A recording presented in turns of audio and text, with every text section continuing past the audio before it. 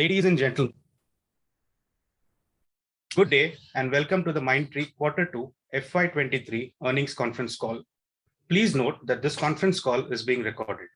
Today on the call, we have with us Mr. Debashish Chatterjee, Chief Executive Officer and Managing Director, Mr. Venu Lambu, Executive Director and President Global Markets, and Mr. Vineet Teredesai, Chief Financial Officer.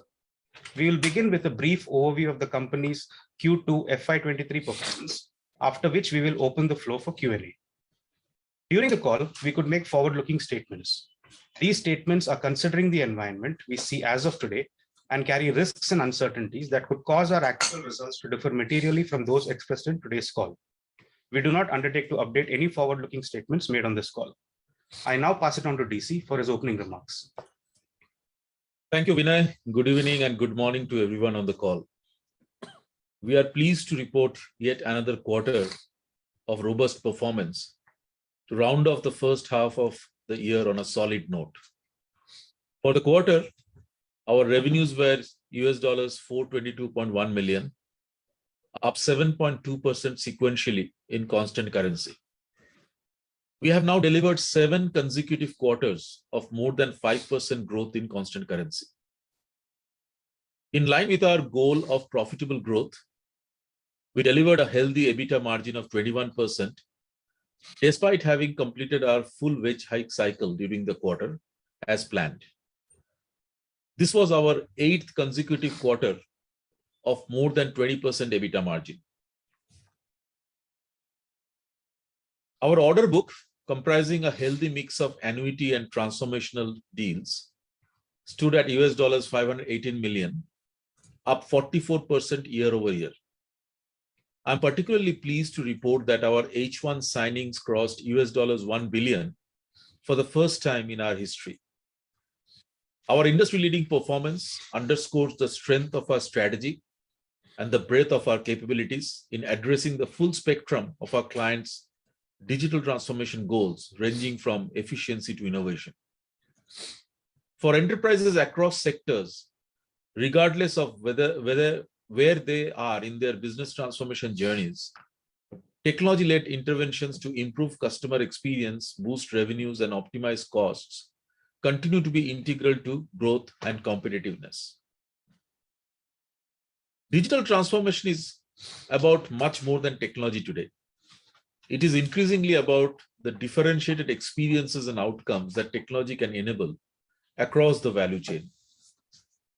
A key part of this is helping organizations evolve their mindsets, cultures, and operations in step with their digital ambitions so that they can swiftly adapt to rapid shifts in markets, technologies, and customer expectations.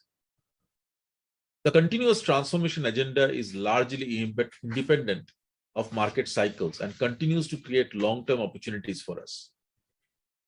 For example, we are helping a leading European financial institution accelerate digital transformation spanning data, process, and technology over the next 4 years. As a multi-year strategic partner, we are helping a global vacation experiences company differentiate itself in the leisure travel marketplace by building an integrated CRM platform that its marketing, sales, and services organizations can leverage globally. Through our consulting-led approach, we are supporting the metaverse journey of a leading pharmaceutical and biotech multinational as an innovation partner of choice.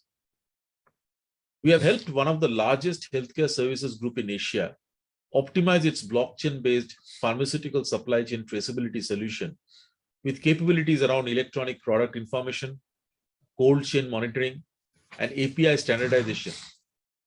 We have also enabled the system to integrate with manufacturers, distributors, clinics, and patients across Asia to provide real-time supply chain visibility, which helps combat issues like counterfeit and substandard products.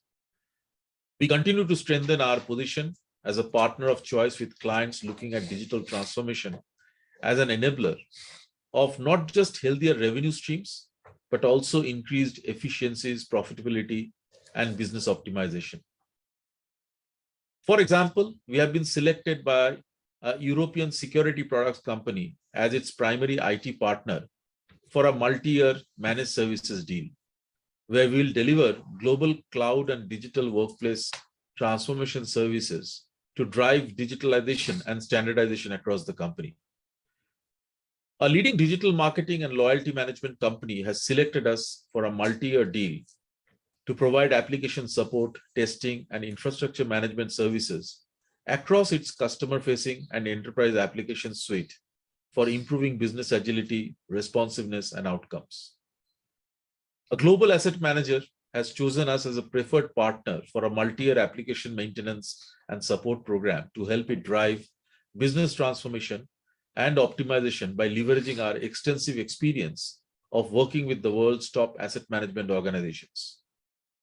A leading hyperscaler has chosen us for a multi-year engagement to provide cloud infrastructure and cybersecurity services globally. As part of an expanded relationship, we are helping a regional care delivery organization in the US build telehealth capabilities and enhance its patient portal. With that, let me now turn to our industry groups. Our banking, financial services, and insurance business grew 10.2% sequentially and 33.3% year over year. During the quarter, we saw balanced growth across existing accounts, recent tier 1 wins, and new logos. Our consulting-led agile engagement methods, as well as our expanding partner ecosystem, continue to deliver strong results. Our travel, transportation, and hospitality business grew 8.8% sequentially and 41.9% year over year.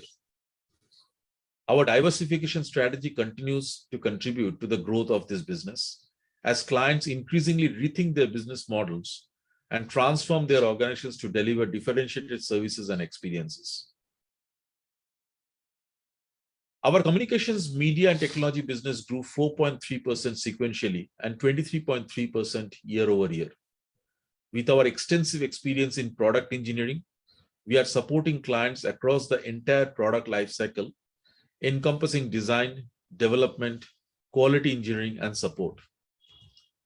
Our retail, CPG, and manufacturing business was down 0.8% sequentially and 11.5% year over year. On a constant currency basis, the practice grew 2.9% sequentially. While we see continued demand for solutions to reimagine and enhance customer intimacy, there is now more focus on digitalization of core operations, connected supply chains, and data transformation. Our health business continued its strong growth trajectory with 34.9% sequential and 195.1% year-on-year growth. Our youngest industry group has now crossed $10 million quarterly run rate and expanded its client base to more than 20 leading payers, providers, and medical device companies. By building industry-specific solutions and applying best practices from other industries in the face of growing consumerization across this sector, we are helping clients improve health outcomes and experiences while reducing the cost of care. Among our service lines, customer success contributed 40.7%, data and intelligence contributed 16.1%, cloud contributed 20.3%, and enterprise IT contributed 22.9% of our revenue for the quarter. In terms of geographies, North America contributed 78.1%, Continental Europe, UK, and Ireland contributed 13.4%, and APAC and Middle East contributed 8.5% of our revenue during the quarter. Our talented employees continue to power our consistent growth by responding to client needs with extraordinary passion and commitment. We are encouraged by the results of our ongoing efforts to sharpen our employee focus and engagement. We were recently named among India's top 100 best workplaces for women for 2022 by Great Place to Work Institute. This was the second consecutive year that we received this prestigious recognition for fostering gender equality in the workplace. Our diversity and inclusion initiatives also earned us Women in Sustainability Award at the ESG World Summit and GREET Awards 2022 in Singapore. During the quarter, we onboarded more than 3,100 professionals to close the quarter with a global headcount of more than 38,200. While we continue to be consistent in our pace of campus as well as lateral hiring, we are now looking at our hiring plans from the perspective of the increased capacity and economies of scale resulting from the merger of Mindtree and LTI. We expect hiring to continue at a steady rate while accounting for talent synergies between the two merging companies. As anticipated, attrition is showing early signs of stabilizing. For the quarter, our LTM attrition was 24.1%. We believe there is room for it to trend down further. All Mindtree offices are now operational, and well over a third of our employees are now working from the office in a staggered manner. We are pleased with the enthusiastic response to our return to office program. Our strategy and approach continue to be fully aligned with our clients' needs. I will now turn over the call to Vinit for Q2 financial highlights. Vinit. Thank you, DC. Good evening and good morning to everyone on the call. This was another strong quarter for Mindtree, marked by robust revenue growth and resilient margins. Our sequential revenue growth was 7.2% in constant currency. This was seventh consecutive quarter of 5% plus revenue growth in constant currency terms. Our sequential revenue growth in USD terms was 5.7%. Reported a strong EBITDA margin of 21% compared to 21.1% in Q1 of FY23, after taking the full impact of planned wages hikes this quarter. This was the 8th consecutive quarter of 20% plus EBITDA margin. Our resilient margins reflect our robust revenue growth and ongoing cost discipline. The EBITDA margins this quarter had an impact of 240 basis points from the planned wages hikes. This was offset by the absence of one-off expenses of 110 basis points in the last quarter, currency benefit of 50 basis points, and operational efficiencies of 70 basis points. Our reported EBIT margin for the quarter was 19.1% compared to 19.2% in the preceding quarter. Net forex loss for the quarter was $2.4 million compared to a gain of $0.6 million in the previous quarter. PAT margin for the quarter was 15% compared to 15.1% in the previous quarter. The absolute PAT in Q2 was at 508 crores, crossing the 500 crores mark for the first time. The effective tax rate for the quarter was 23.7% as compared to 24.6% in Q1 of FY23. EPS was 30 rupees 80 paise for the quarter as compared to 28 rupees 60 paise in Q1 of FY23. Our DSO for the quarter continued to remain strong at 50 days for the second consecutive quarter. For the quarter, operating cash flow to EBITDA was at 49.1% versus 67.2% in the previous quarter. Free cash flow to EBITDA was at 38.8% versus 60.7% in previous quarter. Free cash flow was lower compared to Q1 on account of higher outflow of taxes in Q2 and capex towards investment and office space. Our robust cash management led to cash investment balances at $465 million. In INR terms, it was 3,790 crores compared to 3,946 crores in Q1. Annualized return on capital employed for the quarter was 43.1% versus 41.3% in Q1. Return on equity for the quarter was 35.6% versus 33.6% in Q1. Our utilization in the quarter was 80.7% compared to 81.2% in previous quarter. As of September 30, 2022, our cash flow hedges were $1.867 million. $1,867 million. Hedges on the balance sheet were $139 million. I now hand it back to DC for an update on our business outlook and Mindtree LTI merger. Thank you, Vinith. Our strong performance this quarter reaffirms our relevance to our clients across the dual objective of revenue maximization and cost optimization. While macroeconomic indicators point to near-term softness in certain sectors, we expect it to be transitory and offset by the longer-term need for our end-to-end digital offerings in driving their transformation programs. History tells us that market volatility invariably fuels a surge in demand for technology. The current period of volatility is unlikely to be an exception. With technology now set deeper into business strategies around differentiation, competitiveness, and resilience, enterprises will continue to secure and advance gains from their shift to digital, cloud-driven businesses. We are confident in our ability to help our clients address their long-term strategic imperatives around delivering future-ready offerings and experiences in a hyper-connected, hyper-automated, and hyper-personalized world. This will receive further impetus with the coming together of Mindtree and LTI into a scaled-up, more efficient LTI Mindtree that will operate with a larger, more comprehensive portfolio of global clients, capabilities, verticals, and markets.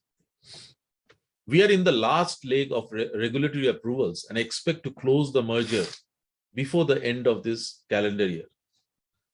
Our immediate focus will naturally be on ensuring that the integration is speedy, seamless, and successful while continuing to delight our clients. Subject to regulatory approvals, this could well be our last quarterly earnings call as Mindtree. As I look back on the last 3 years of Mindtree, since the change in management, I am filled with immense pride and gratitude for the incredibly talented, passionate, and dedicated Mindtree team that has defied all odds, prejudices, and expectations to consistently deliver industry-leading performance across every aspect of our business, even in the face of market vagaries unleashed by the unprecedented pandemic. It is because of this team's unwavering commitment and hard work that we have been able to deliver unmatched profitable growth over the last 12 quarters, with a 56% increase in revenue, a 230% increase in net profits, and a 3.7 times increase in EPS. Our outstanding results this quarter further extends this track record of robust growth and profitability, setting the stage for a promising start as LTI Mindtree. I wish to take this opportunity to thank all our clients, partners, analysts, and investors for their support and guidance in helping Mindtree grow from strength to strength over the last 3 years. Their confidence in our vision and our capabilities has been instrumental in our continued growth and industry-acclaimed excellence. We are relying on the collective force of this trust, goodwill, and collaboration to power the next phase of growth journey as LTI Mindtree and enable us to turn our shared purpose and values into sustainable long-term impact for all our stakeholders. Let me now open the floor for questions. Thank you, DC. A few points while we wait for the question queue to assemble. All participants will be in the listen-only mode during the Q&A.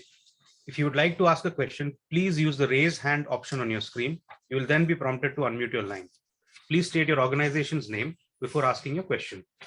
I request that you each keep to one question and a follow-up. We will take the first question from the line of Aniket.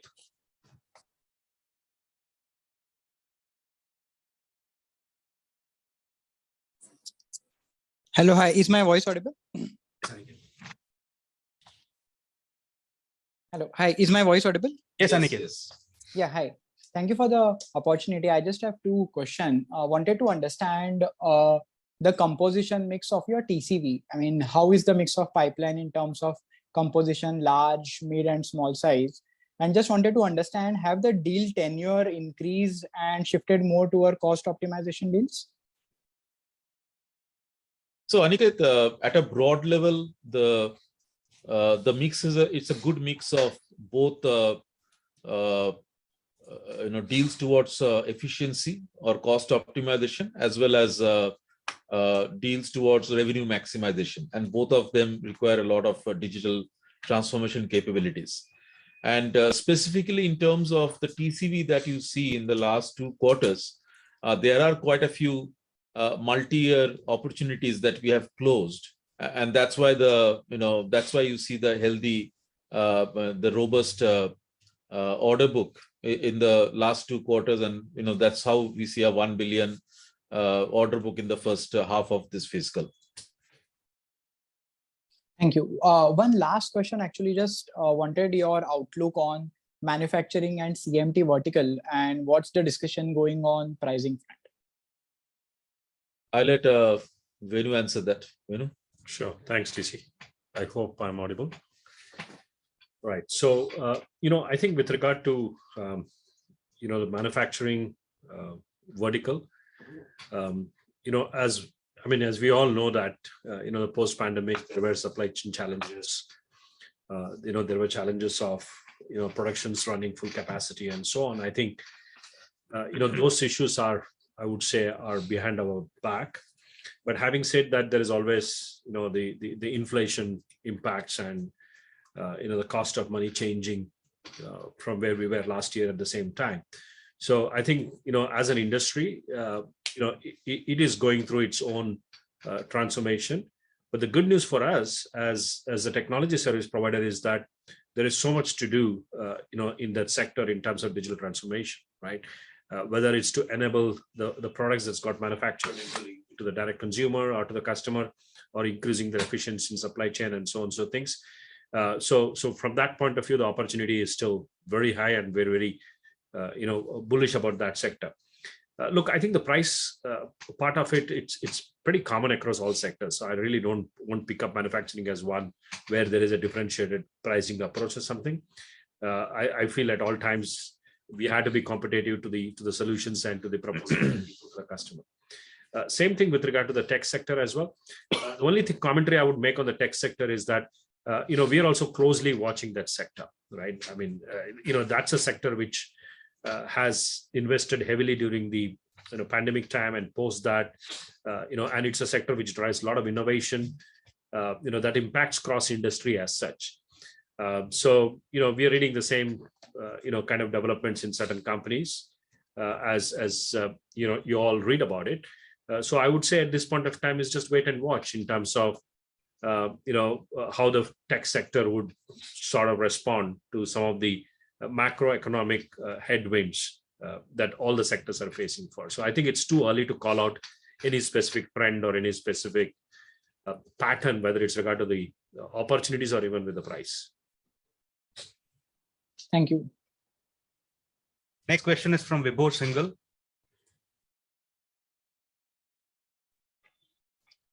Yeah, hi. I hope I'm audible. Thank you so much for taking my questions, and very congratulations to the entire team for a very strong performance yet again. DC, I have just a couple of questions, majorly related to the retail vertical and the European geography. So as you mentioned, in the retail vertical, our constant currency growth was 2.9% on a Q-on-Q basis. But in the last couple of quarters, we had some client-specific issues. So just wanted to basically understand, are those client issues behind us? And also, is the overall, basically, as we look down on maybe a possible economic downturn in US or Europe, are we seeing any pushback from any of our other retail clients, excluding the 2 ones in which we had a problem? And on a similar note, I think Europe this quarter reported a significant decline Q-on-Q. Now, I understand large part of it would be cross-currency impact. So what is the current scenario in Europe? What are clients talking about it in terms of basically the current geopolitical scenario that is developing? Any pushback that we are getting, and how do we see Europe playing out over the next maybe few quarters? Thanks, Vibhor. So let me start, and then I'll request Venu to chime in as well. See, as far as retail and consumer packaging goods are concerned, RCG, I think this is one area or one industry group where we had called out about certain ramp downs that we had And we also, I mean, as you can make out, there's a significant dependency that we have in this sector with respect to UK and the continental Europe. So whatever you see in terms of these sectors and and as you rightly said, the cross currency movement has definitely not helped us in terms of the top line growth in this area. So that's why you see a muted growth over there. But the good news is that some of the ramp downs that we had anticipated with some specific clients, I think those are behind us. So hopefully, if things don't deteriorate any further in terms of client sentiments or a recession, etc., I think I would say the worst is behind us. Now, having said that, in terms of Europe specifically, what we see right now is there is a lot of caution, and there is also in general, a lot of apprehension. So it also matters in terms of the portfolio of clients that we manage. So as of now, I don't think there is anything that we have seen which is where clients have canceled any of the programs. But in terms of decision making, we do see a bit of caution as we go along. So I guess that kind of clarifies your question. But I'll just let Venu add if he wants to add anything. No, DC, I think you covered the points comprehensively. So, sir, the Europe, so as you mentioned that we are basically seeing some kind of caution in the talks from clients. Is that also applicable to non-retail clients in Europe? Is it across the segments in Europe, or is it just retail clients in Europe? I can take that. Yeah. So, I would say it's actually across select few sectors, right? I think it's too early to call out across all the sectors, but definitely few sectors, right? Manufacturing, retail, CPG, right, and to some extent logistics. These are the sectors which are, excuse me, which are directly impacted with their cost to serve, right? When their cost to serve increases, they face the revenue pressure, and when they face the revenue pressure, then they look forward to us to help them out, either to enhance the revenue through using digital technologies, or to save the cost, bringing the efficiency in the game. So there are certain sectors, logistics, because of the fuel price and so on, so things. So that's how I would put it, Vibhor, in terms of the select few sectors. It's definitely beyond retail and CPG. Got it. Thanks a lot. Thanks for taking my questions, and wish you all the best. Thank you. The next question is from the line of Samir Dosani.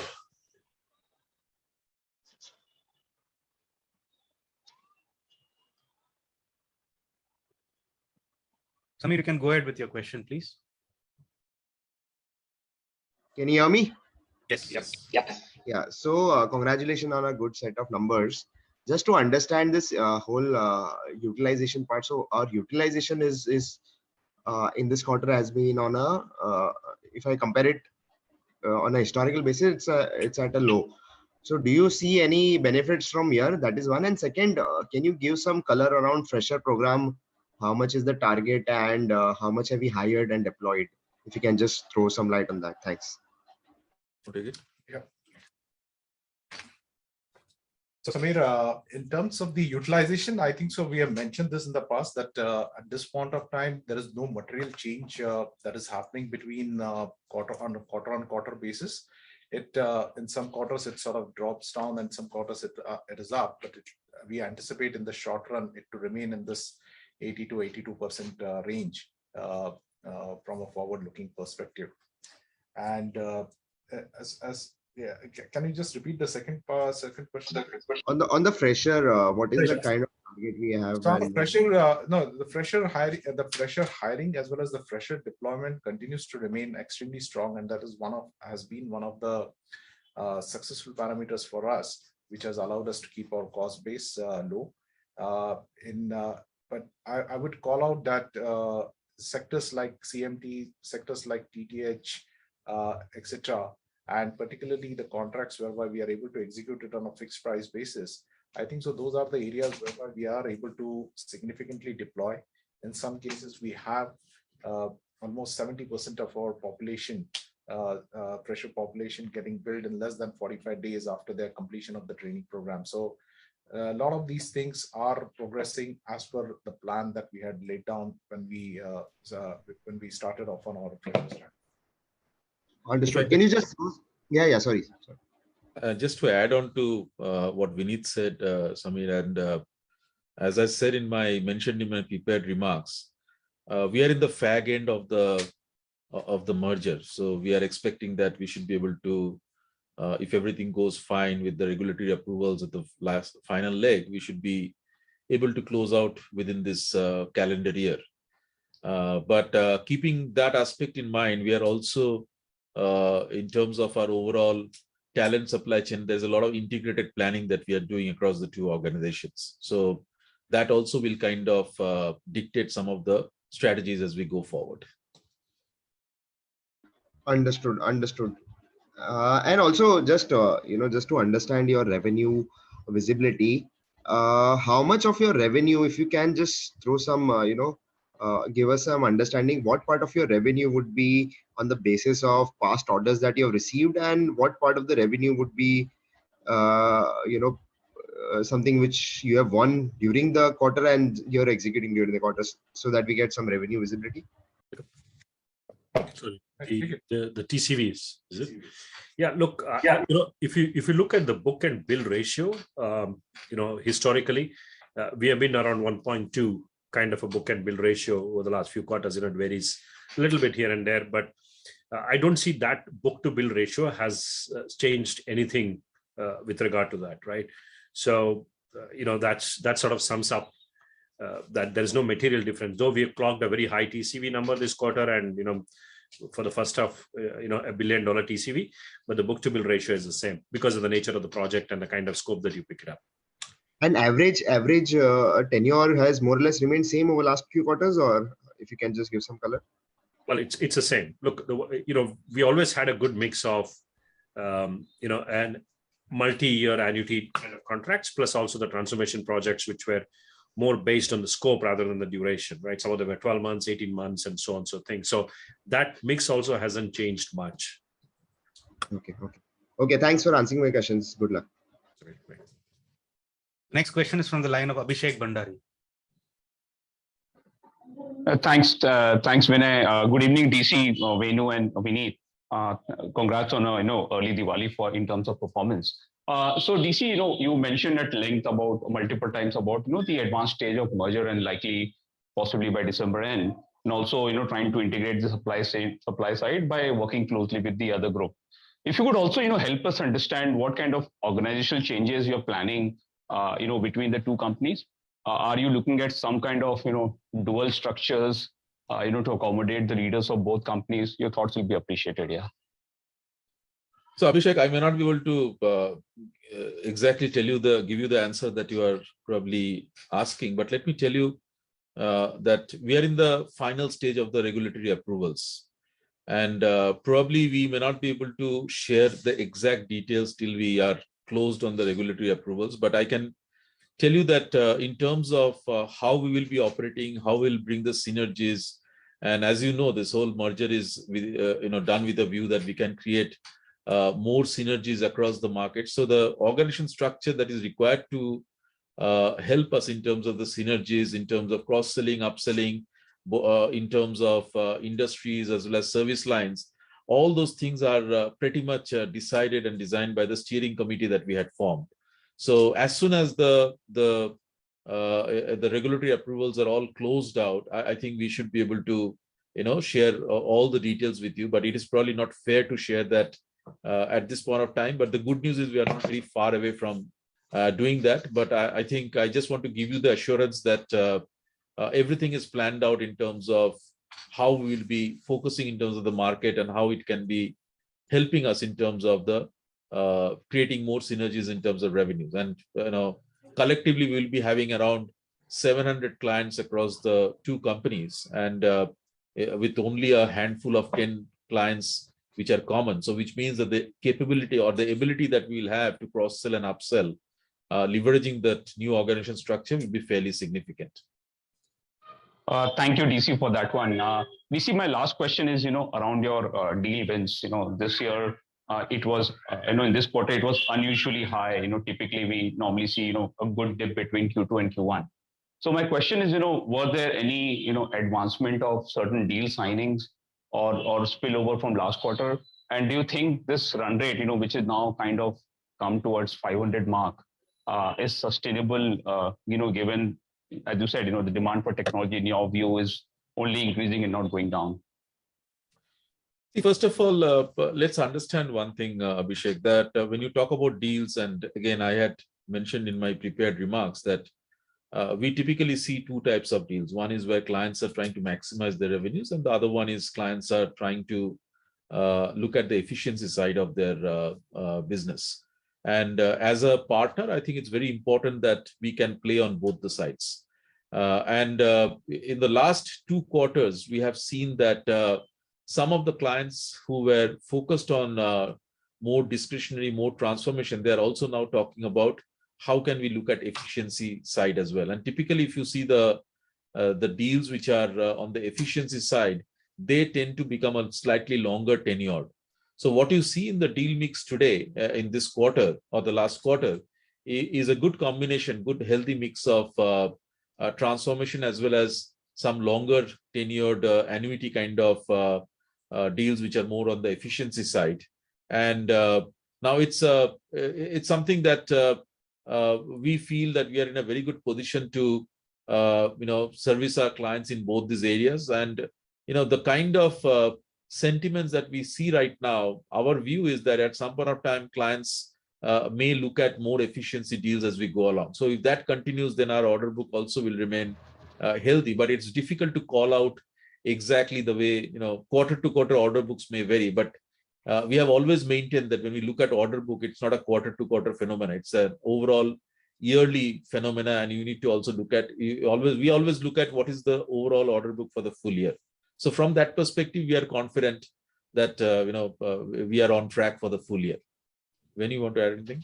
No, DC, I think. Thanks, DC. We need just one small one for you. I know I'm exceeding my limit. In this quarter, we had 50 basis point, currency improvement.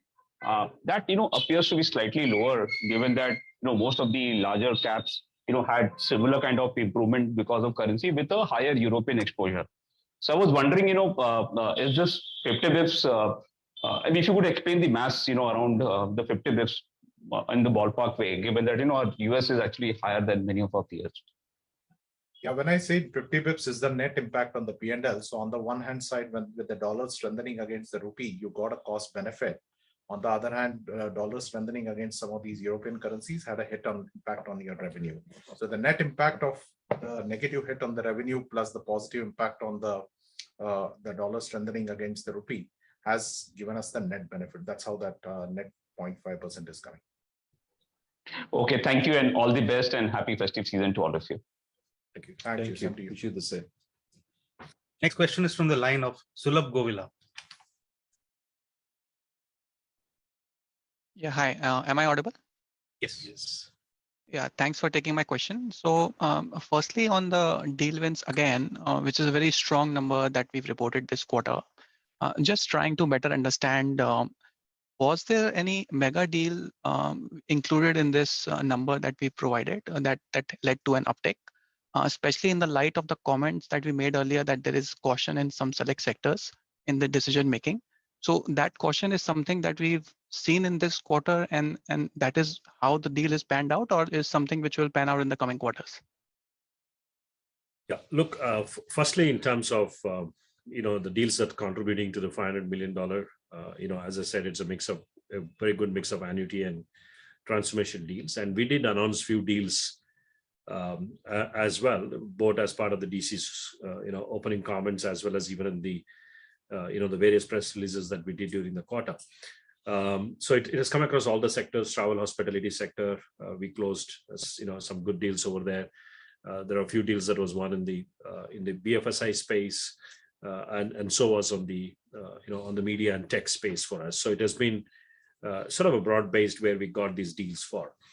And the typical deals life cycle is about 3 to 6 months depending on the size of the deal. So So that means these opportunities started somewhere in Q1, or in some of them even started in Q4, so that it takes that much of time in some of the sectors to actually come to the closure, sign the contract, and then we can announce it as that the deal is closed. So that's really not the reflection of the softness commentary of today. That's the effort that we have put over the last quarter or so to reach here. So what was the second part? Did I miss the second part? Sorry? The mega deals. Yeah, is that going to continue? Kind of a thing. Look, I think even DC covered that point, right? There are quite a few opportunities still out there. I find no reason why we can't keep the same deal momentum. Our pipeline is very robust. There is absolutely no change in the pipeline, right? The pipeline is continues to grow. We continue to add various opportunities across all these sectors. So fairly confident we can continue that momentum. And if I can just add, I think one of the questions Sulabh asked is caution. I think way back in Q4, we were always confident that our H1 looks pretty strong. When we talk about caution, I'm not talking about caution for Q1, Q2. I mean, we are referring to the caution that we can see in some scenarios with our clients in Q3. And one of the things that we have always seen that Q3 is it's a seasonally weak quarter for us because of the furloughs, because of the number of working days being less.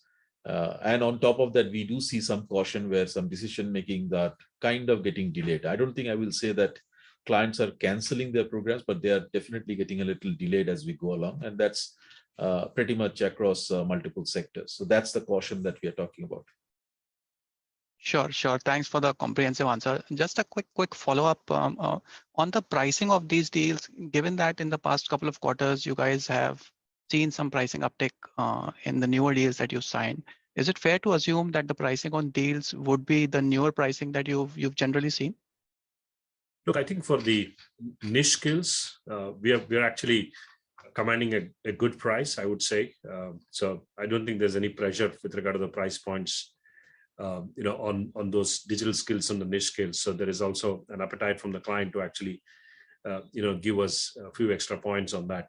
And with regard to the areas which are fairly, I would say cost efficiency driven, there the push is more towards drive, automation more, enhance the productivity, get the right pyramids right, and so on, so things. So, but there is no unit price stress as such. Understood. One last question for Vineet on the cost side. So Vineet, on the travel expenses this quarter, so we've been seeing travel expenses going up since the bottom in the COVID for the last few quarters. But again, this quarter, there's been quite a bit of moderation from a percentage to revenue perspective. So just trying to understand, is this something which can remain volatile, or it can continue to go down from here? No, I see. What you saw in COVID times is obviously not going to be the normal. People will travel back, and only thing what we had mentioned was that the travel won't definitely return back to the pre-COVID levels.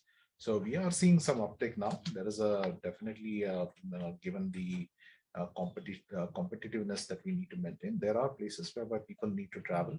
But at this point of time, the mass travel that we anticipate, that we might be anticipating, that whether it's happening from India to the Western countries, I don't think so that is happening in such a mass scale. It is happening slowly. It's coming back to normalcy. You may see some uptick, particularly in Q4. I don't think so. Q3 you will see that much amount of thing. You also need to keep in mind that the fares are also at an expensive. So it's not necessarily a representation of a trend of increasing travel, but the travel cost per se itself, per person itself, is going up because of the generally high fares and high hotel charges across, but not in terms of any change in trade. Sure. Got it. One last quick one, if I may. So the outlook for the margins that we maintained at 20%, given that in 1H we are at 21% and the wage hikes are already behind. So what is the sort of caution that we have in 2H, which is baked into the outlook for 20% now? The caution is obviously as DC and Venu mentioned, that Q3 is a soft quarter for us. So that's one of the headwind that we had to be cautious about. Currency continues to be a little bit of volatile, though we are hedging ourselves, but it's the volatile moments do not necessarily give the 100% benefits what the hedge is supposed to translate into. So those are, I would say, potentially the two major headwinds that would come on our way. But our endeavor is to constantly keep our cost discipline process strong, continue to find out the efficiencies, and continue to we continue to endeavor and would like to sustain our 20% margin even going forward. Sure. Thanks for taking my questions. Next question is from Mohit Jain.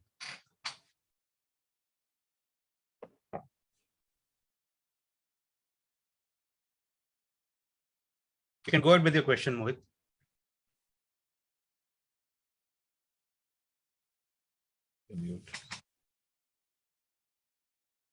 We'll take the next question from the line of Dipesh Mehta. Yeah, thanks for the opportunity. Couple of questions. First of all, can you provide some color about BFSI and CMT growth outlook? I think BFSI did very well for us. Even CMT is doing well, but if I exclude top line, then CMT is showing some moderation for last couple of quarters. So if you can provide some sense about these two industries, how it is playing out in CMT top line and outside of top line. Related second question is about margin. Now, if we are looking some kind of softness in CMT, do you expect it would weigh on margin because your CMT segment margin is higher than the rest of the industries? So if there is some mix change, then whether you expect it to have some implication on margin? Thank you. So, firstly on the BFSI question, if you sort of look back to our commentary last year and subsequently on the BFSI, it all started with a very transformation journey that we undertook 2 years back in terms of sort of relooking at the entire business, redefining the strategy in terms of what propositions we want to carry and what capabilities we want to focus on. And then we also announced some partnerships, with a very platform-centric players in the both BFS and in the insurance space. And all that effort plus investing more on the client-facing roles, in some of the focused accounts. And we did announce a couple of large managed services deal also with an asset management firm a couple of quarters back. So, it's been a sort of a cumulative effort over the last few quarters, that has actually transformed, the BFSI business for us. And, it's at a growth trajectory, right? And this quarter is not just the only quarter where you saw that growth. Even if you look back over Q1, BFSI has been a strong performer. And, that's essentially the summary with regard to the BFSI question. On the CMT, actually, if you look at the reported currency, it had a modest growth, right? I mean, and if you look at CMT, exclusive of the top client, has been a very continuous performer over the last few quarters. In fact, over the last year and a half or so, right? So I wouldn't read too much, into one particular quarter trend. The fact that it had a significant currency impact as well in the tech sector. But on top of it, I wouldn't read too much. But having said that, if you refer back to the commentary that I made a few minutes back, that we're just closely watching the tech sector in terms of what they do with regard to their spend and, in terms of their overall strategy, to navigate this economic headwind. So a bit of cautiously optimistic on the tech sector, I would say. Is that? And on the margin, Dipesh, as Vineet articulated, I think I don't think a little bit of change here and there will not change our strategy in terms of profitability. So I think we are fairly confident that we should be able to continue with our journey of profitable growth. And for every quarter there will be some business which will do better than the others. Some industry group will do better than the other, and that we have to manage through our internal processes. Understand. Thank you. The next question is from Nitin Padmanabhan. Hi, good evening. Thanks for the opportunity and congrats on a solid quarter. So in the last quarter, you had mentioned about H1 having a very good view of H1 and H2 being a little hazy. And since then, we have actually two things have happened. One is you have had very solid wins this quarter, and the headwinds within retail have sort of subsided. So I'm just curious to understand, based on these two, shouldn't you have reasonable visibility into the second half? And has the visibility versus what you saw originally, has it worsened, or is it just pure caution at this point in time? So just little confused based on what has transpired through the quarter in terms of the positives and versus the commentary that you're suggesting for the second half. If you just give some color there. So let me take a stab at it, and I'll let Venu and Vineet chime in. See, as far as the first half is concerned, I think we were very confident that many of the programs that we are working on, which was a mix of annuity as well as discretionary, and some of these transformation programs we have been working on, and some of them have come to a closure, and we are waiting for the next set of transformation that the clients are going to embark on. And the reason why we are a little cautious is we do see that in certain cases, clients are not really moving at the same pace with some of the transformation. But at the same time, the same clients are willing to discuss with us in terms of some of the longer term annuity efficiency kind of opportunities, which are more managed services constructs. And that's what is reflected in the deal wins.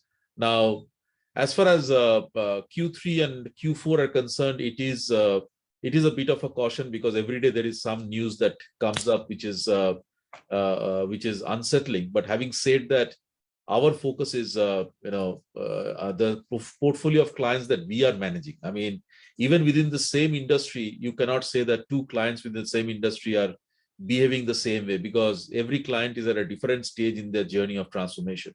So we work with our clients very closely, and we try to understand in terms of what their views are, and that there we see certainly a level of caution. But the other thing which you have to also appreciate is that Q3 traditionally for us is a quarter which is seasonally soft, and that has got nothing to do with the clients per se. It's more of the furloughs and more on the number of working days, etc. But having said all these things, the focus that we are, or at least I'm driving right now, is there's a lot of attention in terms of how these two organizations will come together. So I would say that Q3 we will we have been already spending a lot of time, but we also want to make sure that we can get over this integration activities as speedy manner as possible, so that as we get into the next quarter, we should be, as soon as the day one is announced, which is the day on which LTI Mindtree comes to exist, we should be able to slowly get back to the same growth momentum that we have been demonstrating as individual organizations. Vineet, you want to add anything? Well, I would only say that, considering that we had such a great first half, we're fairly confident in terms of, meeting our aspiration of industry-leading growth for the rest of the, year that we have for this, right? And there are some fundamentals that are very strong here, right? I mean, whether it's our cross-selling and upselling capabilities, our account coverage across our top 100 accounts, the kind of strategic partnership that we have established, with hyperscalers and other, technology providers, or even the investment that we have made in the geographies, right from Asia Pacific to the continental Europe and so on. And our nearshore centers are ramping up much faster than, where they were last year at the same time. So, if you actually look at all that, it is actually built for a very continued growth momentum, right? This kind of softness, sort of a cautious that we are exercising is purely based on what we hear, what we see, and what we feel on the ground. But as an organization, what we are built up for is actually built up for a very strong growth, with all this, and that's actually showing in the results as well, consistently over the last few quarters. So actually, just two quick follow-ups there. So one is, do you have a sense of furloughs? That's sort of an evolving sort of topic. And second, the deal wins that we have won in the current quarter, do you think those actually come through, get converted to revenue sometime this year itself, or it really moves into the next year? Right. And finally, from whatever I have understood, the worry is more on the base revenue taking some knock, because at least over the last 2 years, it never looked like you had a furlough in Q3 in terms of the strength of growth that you had during those quarters. So just wanted your color on just these three aspects. Right. Yeah. We always had furlough. Good that you didn't feel it, right? So that means we actually did a good job in that quarter, and that is going to still be the endeavor and effort so that it's not highly visible. But the Q3 commentary already factors in how much of furloughs we will have. It's not dynamic. We more or less know what is that impact, right? So there is a certainty of how much of that impact is towards furlough. So from that context, you will not have any more. I don't think that we will have any more surprises than what we know today with regard to the furloughs. And with regard to the the revenue realization of the orders closed, absolutely yes. Some of them have already started the projects, and you will see those revenue realization happening this quarter as well as for the next quarter. Sure, thank you, and all the very best. Thank you. The next question is from Rahul Jain. Yeah, hi. Thanks for the opportunity. And sorry for asking a very similar question. So just to understand a little bit more on the thoughts which Venu shared just a moment back. So is it safer to think in this manner that the macro view is more cautionary the way news flow is in the market, but for this to translate into actually impacting the demand could be some time away, so we could do well as a company and maybe as an industry as well for a few more quarters, and then probably things could become little different. Does you want me to answer? Yeah. So look, actually it's a bit of a crystal gazing on that, so but I'll still make an attempt. Look, will there be an immediate impact on these macroeconomic headwinds? Probably not, right? I mean, these are conversations, these are planning, and these are the budgeting exercises, and especially October, November, December happens to be the time where a lot of our customers who follow the December, January cycle for the year, for their financial year, they get into the budgeting of their spend as such. So hence what has been budgeted is already being spent for this year, and that will be spent in the Q3 as well. So it's not going to be very immediate as such, but having said that, we're living in a fairly dynamic world. Here and there you get some bit of headwinds which you don't anticipate as such, but I wouldn't, to put it in summary, I wouldn't think that will be a immediate impact as such. In fact, at the end of the Q3, when the budgeting life cycle, or budgeting cycle of quite a few of our customers are over, we will actually get a great visibility even for the next year, because they will start putting their narrative out in terms of how they want to do for the next calendar year or for the next financial year for them. Sure. Add one thing is, interestingly, the last 2 years, the clients had really opened up their purses and budgets in terms of doing a lot of discretionary. Now, what is discretionary? Discretionary is nothing but driving a lot of transformation, all led by digital. And this transformation is done to redefine their own business models, because once the pandemic struck, I think everybody wanted to truly become digital and redefine the business models. The good news is that many of the clients, or rather all the clients that we support, they are at various phases of their transformation. And it's not this transformation, some of them are long drawn, like 4 to 5 years transformation journey. And when I say caution, some of this transformation are, so some of the clients have actually slowed down on this transformation, but they cannot pause it, because if they pause it and if they kill it, then they will be losing the competitive edge in the market, and their own plans will actually go for a toss. So I don't think they are going to completely shut it down. But I think what the clients are looking for, and this is something which is interesting, and this reflects in our TCV, is some of the clients are now thinking of, given the fact that there is a bit of caution and they are trying to pull back on the discretionary, but they're also discussing with us in terms of what are the things that we can do on the efficiency side. Can we look at cost takeout in certain fashion? So the view that I have is that this could be a transitory phase, and IT has always kind of come out stronger through some of these phases, because through digital transformation, either you focus on revenue maximization or you focus on cost optimization or efficiency, as we call it. And I think some of the clients are now switching the focus and shifting the focus to more in terms of efficiency, because the whole idea is that if you can pull out some dollars by being more efficient, then you can at least continue to fund your transformation. So, and this is not something that is easily done. So, but many of our clients that with whom we work, they're actually thinking on these lines. And some of the annuity deals that you see in our pipeline, in terms of our TCV, is a result of that.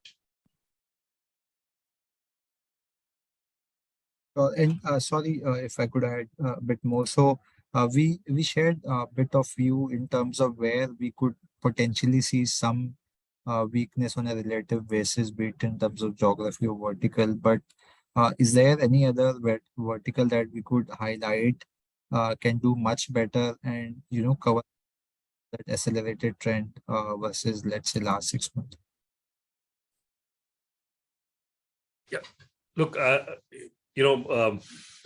wouldn't pick just one vertical. I think, considering where we are with regard to the most of the industry growth, I would say there is still a lot of opportunities. I think probably, we might be overbeating the softness part of it, in this thing, but you need to understand that even in those sectors where there is a softness, there is a play for us, right? As DC mentioned, right?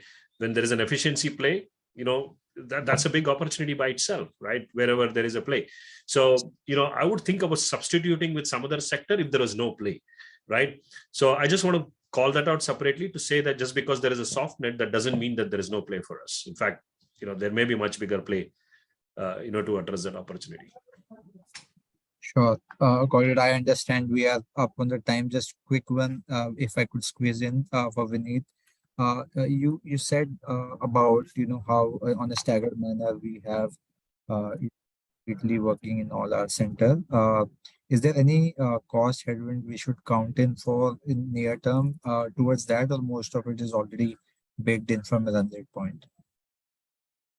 So while return to office is happening in a gradual manner, and as we sort of expand and open up new offices, there will be a little bit of a gradual increase in the cost that will be happening. But as I mentioned this also in the past, that our footprint on that office expansion is not on one-on-one mapping as it used to exist into pre-COVID levels. So we are also cautiously expanding the footprint in such a fashion that the costs don't go up necessarily in the same fashion.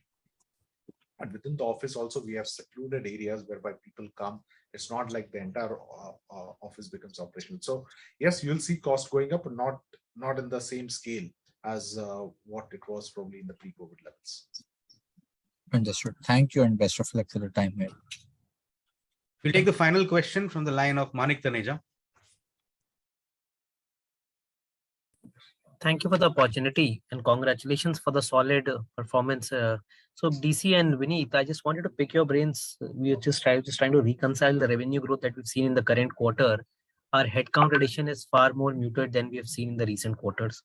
Utilization is down. On-site offshore mix is more or less unchanged. We've seen some increase in subcontracting expenses. But what is essentially explaining the significant revenue growth in the current quarter? Is this some realization improvement, pricing improvement that's driving bulk of the revenue growth in the current quarter? Yes, Manik, I think so. That is one of the important factors that has contributed. We have been doing this pocketed exercise to go and look out for price increases for niche skills across our client base. And obviously the results come in a scattered fashion. So this quarter, we have been able to get a good amount of price realizations. Secondly, even if you look at from a headcount trend perspective, it is not necessarily an indication that our trend is slowing down towards hiring. As DC was mentioning, that we are confident of that the merger is likely to get over. We are also now looking at sort of the common bench of resources that will be available soon between both the organizations. So we are confident of the costs. It's a first step towards cost synergies that we intend to achieve as a part of this merger, and hence you will see. So there is no change in the trend as well, and don't consider it as any negative at this point of time. Sure. One last question, clarification question on the price increase. Given the fact that the industry essentially has seen significant talent pressure and thereby has pushed customers for price increases, where are we in that journey as an industry? Do you think this is a dynamic that will still remain work to the advantage of the players going into the next 6 to 9 months, or given the current uncertainty, this may not be a tailwind for the industry? I see it all depends upon the revenue mix and the projects you handle. We are more into the digital transformation and revenue optimization play, and the talent that is available is always in shortage. So particularly a couple of niche skills are always in shortage. So to that extent, the customer is more interested in getting the work done and making the project live. So he's ready to pay that extra price because it starts benefiting him at the top line level. On the other hand side, our attrition at this point of time, we believe is showing early signs of stabilization. It's not worsening itself is a good sign. It won't probably come down below 20 in a very quick run, but it's not worsening itself from a forward-looking perspective itself is a encouraging sign for us. Thank you, and all the best for the future. Thank you. That was the final question for today. On behalf of the management, thank you all for joining this call and for your continued support. You may now disconnect your lines. Thank you. Thank you. Thank you. Thank you.